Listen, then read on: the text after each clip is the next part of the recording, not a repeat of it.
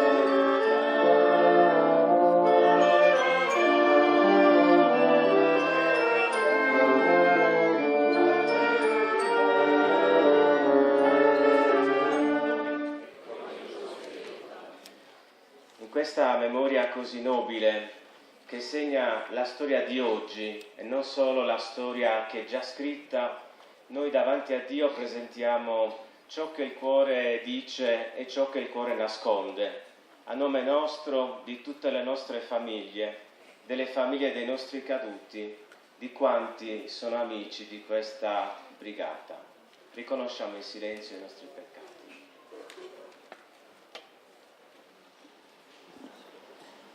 Stimate autorità civili, militari, la vostra presenza è testimonianza di un'amicizia che si rinnova e che ha profonde radici in ciascuno di noi. Care famiglie dei caduti, gentilissimi ospiti, scolaresche, ragazzi e ragazze. È difficile stabilire un legame immediato con l'Eucaristia che celebriamo e l'anniversario della battaglia dei Tremonti. Abbiamo portato in processione l'altare da campo che veniva utilizzato in trincea, come a creare una messa che lì si ripeteva nei momenti più difficili. Una messa che era consueta per rinfrancarsi nello spirito e rinvigorirsi nella forza di combattere per ideali che oggi ci sono stati consegnati attraverso i nomi che abbiamo sentito pronunciare. Il legame che a me sembra di poter stabilire con quell'anniversario è una memoria incancellabile, è la memoria del bene ricevuto.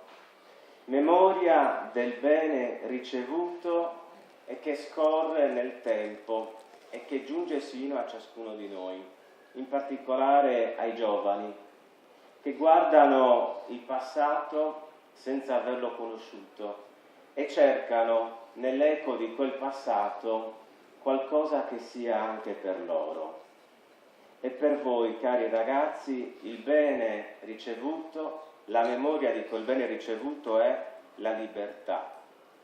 La libertà che è il segno più alto dell'espressione del pensiero umano, perché è il luogo e il tempo come fossero coordinate in cui l'uomo trova la sua vera umanità. Memoria del bene ricevuto anche attraverso la forza armata. Non possiamo dimenticare ciò che la forza armata ci dona ancora oggi.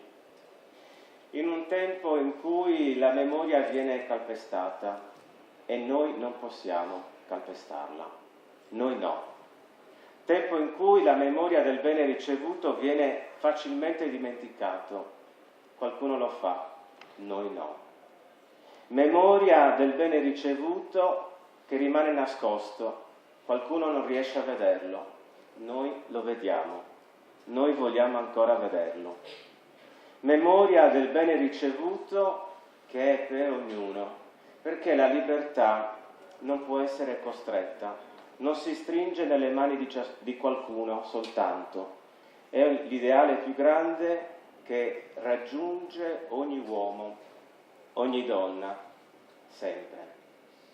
Quella memoria che noi riviviamo nell'Eucaristia, così come accadeva anche in trincea.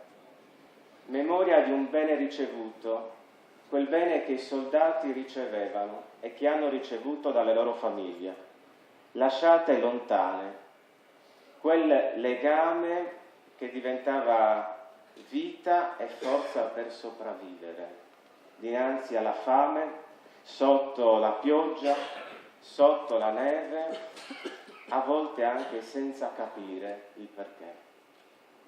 Memoria di un bene ricevuto che è dentro ogni uomo che cerca non solo l'invisibile, l'infinito di Dio, ma anche un bene visibile, a partire dallo stare insieme. Si può cercare la pace e si può anche scriverla, ma bisogna solo viverla. Si può anche rifiutare la pace, ma essa ci raggiungerà sempre, perché qualcuno con noi, se noi non possiamo, la costruirà e continuerà a farla in nome di questo passato che stiamo celebrando. Memoria che non si cancella, memoria che noi dobbiamo scrivere e continuare a riscrivere, ma non come chi copia qualcosa scritto da altri, ma come una lettera nuova da scrivere ancora e da consegnare a nuovi destinatari. I mittenti forse siamo ancora noi, siamo gli stessi, ma i destinatari sono sempre nuovi. Allora questo ponte ideale tra passato, storia e presente è un oggi non facile, difficilmente interpretabile, avvolto anche da oscurità che possono spaventare, che possono creare smarrimento. Siamo qui per ritrovare la forza spirituale, per credere e riaffermare che la pace è attraverso la mano dell'uomo, ma è anche dono di Dio. Quel Dio che non perde fiducia nell'uomo, neppure dinanzi all'uomo che cerca la guerra, neppure dinanzi all'uomo che si divide e che si separa dai suoi fratelli. Un Dio che non ha smarrito fiducia e che continua a fidarsi. Questa premessa per giungere a una conclusione molto breve. Parole che non sono mie, ma che vengono incastonate in questa giornata, nelle giornate che seguono, in celebrazioni importanti della nostra storia. Sono le parole di chi parla della guerra che ha conosciuto, di una guerra a noi lontana, una guerra che purtroppo segna tutti. E sono le parole di chi non scrive direttamente della guerra, sono parole di una donna. Raramente le donne parlano della guerra. e quelle poche che ne parlano non sempre vengono ascoltate. Come custodi, come un grembo che deve generare di nuovo vita. Una donna che passa per la guerra, che prima di conoscere l'atrocità della guerra è una scienziata, sceglie di abbandonare il mondo scientifico per conoscere il mondo della fabbrica, dove l'umanità è disgregata e calpestata. Simone Weil. Sceglie poi di restare non cristiana. Noi non sappiamo se è diventata cristiana, sappiamo soltanto che sa parlare di Dio meglio di me, meglio di altri. E dice così, commentando Iliade: così la violenza stritola quelli che tocca. Essa finisce con l'apparire esteriore a colui che la esercita come a colui che la soffre. Nasce allora l'idea di un destino sotto il quale carnefici e vittime sono al pari innocenti. Vincitori e vinti sono fratelli, nella stessa miseria. Il vinto è causa di sventura per il vincitore e il vincitore lo è per il vinto. La guerra non è mai una vittoria per nessuno, neppure per chi vince, e non rende grande nessuno, rende tutto più piccolo, ahimè, purtroppo rende più piccolo anche l'uomo. Noi vogliamo essere uomini più grandi. Il sangue di Cristo, lo Spirito Santo ci riunisca in un solo corpo. Ricordati, Padre, della tua Chiesa diffusa su tutta la terra. Rendila perfetta nell'amore in unione con il nostro Papa Francesco, il nostro Vescovo ordinario militare santo e tutto l'ordine sacerdotale.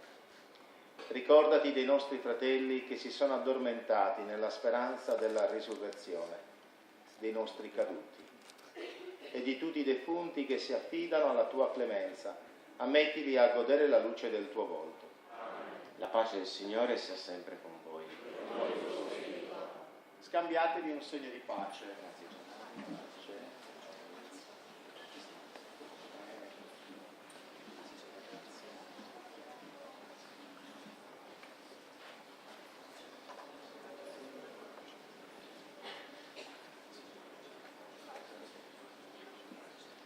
Poi da diffondere con il tuo grazie.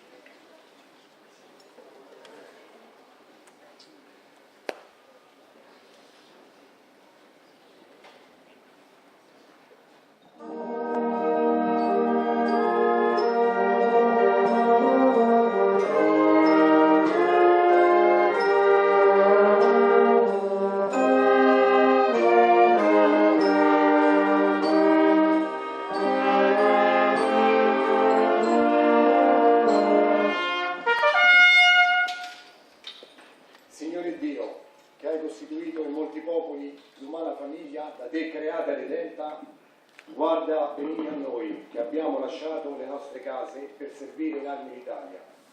Aiutaci affinché con la forza della fede diventiamo capaci di affrontare le fatiche e i pericoli in generosa fraternità di intenti, offrendo alla patria la nostra pronta obbedienza e la nostra serena dedizione.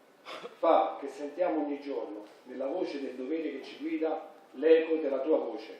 Fa che possiamo essere d'esempio a tutti i cittadini nella comprensione dei tuoi comandamenti e nell'osservanza delle leggi dello Stato. Fa che l'Italia sia stimata ed apprezzata nel mondo per la concordia operosa del suo popolo. Dona, o Signore, l'eterno riposo ai caduti e alle vittime di tutte le guerre, l'intercessione di Maria, Madre di Dio e dell'umanità, e la protezione di San Giovanni XXIII Papa. Accompagnino tutti i popoli della terra alla libertà, alla giustizia ed alla pace.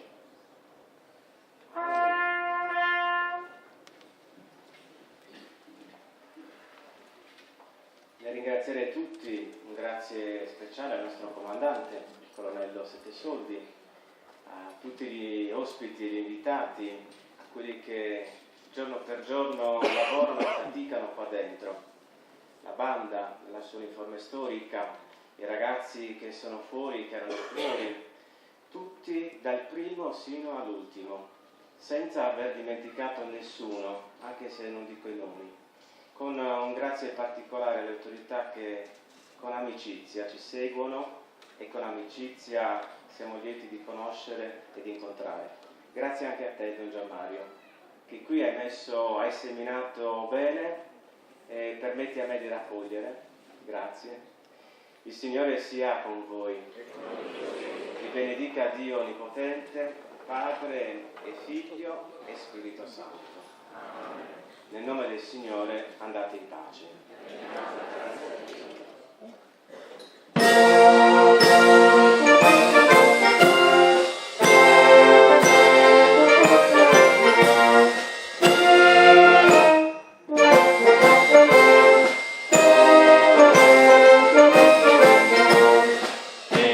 Su fronte chi si duvesa che spasende sa brigata da Taresa e con sa manusinna sa mezzo gioventù de Sardegna.